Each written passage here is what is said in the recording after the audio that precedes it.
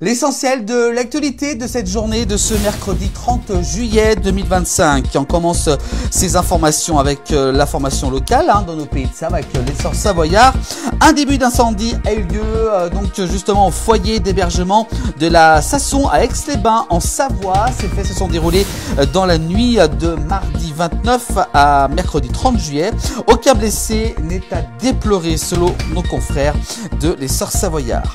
On continue, attention aux faux chèques vacances. Et oui, une arnaque à l'échange de chèques vacances sévit actuellement en France. C'est une première. Ces chèques vacances que donc utilisent de nombreux salariés à travers le territoire. Donc attention justement à ces emails frauduleux qui circulent durant cet été. Attention donc à NCV, la société qui gère justement ces chèques de vacances, donc appelle bien entendu à la vigilance pour les salariés qui donc disposent de ces chèques vacances. On continue l'actualité avec les tribunes et pelouses seront pleines pour les retrouvailles d'Annecy avec la fête du lac. Et ça y est, c'est de retour après une année blanche en 2024 en raison des Jeux Olympiques qui a eu lieu donc à Paris donc durant l'été dernier. Ça y est, c'est de retour. Ça aura lieu, je vous rappelle, ce samedi 2 août avec les 52 000 places ont été écoulées en très peu de temps. Donc c'est un gros événement attendu sur Annecy. Donc il risque d'avoir énormément de monde ce samedi. Bien entendu, la place du village sera sur place pour faire vivre cet événement avec de nombreux reportages. On continue l'actualité avec des actions sanitaires sont en cours pour limiter la transmission. Les moustiques tigres, attention, ici vit dans nos pays de Savoie. Attention, un cas de dingue autochtone identifié pour la première fois, cette fois-ci dans le département de l'Ain, selon donc nos confrères de l'essor savoyard.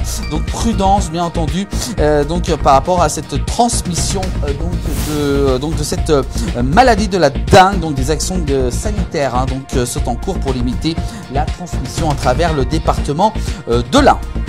On continue avec, alors que de nouveaux foyers justement de dermatose nodulaire sont détectés dans les pays de Savoie, nos voisins cherchent à se protéger.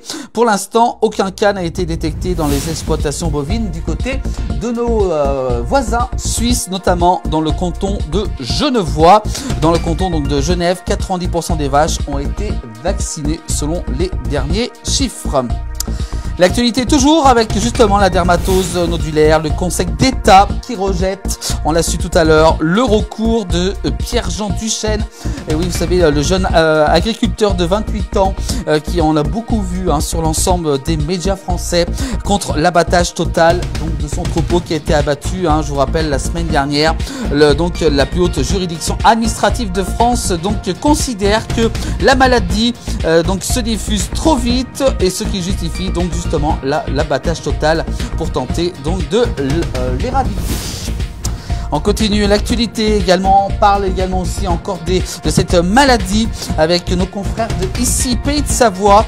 On va parler de ce haut savoyard qui s'appelle André Rupios, dont le troupeau a été touché par la dermatose durant ces dernières semaines, à de dire adieu à ses 38 vaches laitières et ses 15 génisses.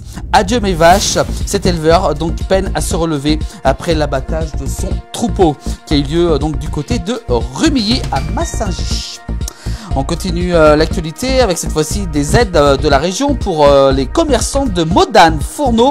Après la crue historique, on se rappelle des images du côté de Modane en Savoie de fin juin. La région aura donc tiqué les blocs des aides pour les commerçants sinistrés par la coulée de boue qui a eu lieu du côté de Modane en juin dernier. On continue avec, au vu de la crise sans précédent qui touche la Savoie et également aussi la Haute-Savoie avec l'épisodie de la dermatose nodulaire contagieuse qui contraint les éleveurs à faire abattre leurs troupeaux. Les agriculteurs de la Clusaz n'ont pas vraiment le cœur à la fête. Ils ont annoncé hier justement sur leurs réseaux sociaux qu'ils vont donc annuler la fête justement du reblochon et de l'artisanat qui devait se dérouler du côté de la Clusaz dans les Aravis en Haute-Savoie. Nous ne pouvons plus être dans le climat de fête, souligne-t-il auprès de nos confrères du Dauphiné libérés pour la Haute-Savoie.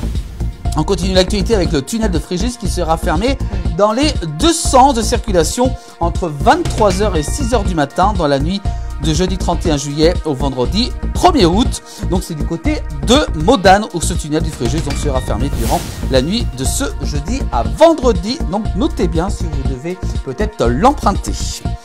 On continue avec ce lundi 29 juillet. Un enfant de 5 ans est tombé dans l'Isère alors qu'il se promenait à vélo avec ses parents gravement blessés. Il a été héliporté en urgence absolue du côté de l'hôpital de Grenoble. Au lendemain des faits, il est toujours en service de soins intensifs, mais les nouvelles sont encourageantes d'après les enquêteurs.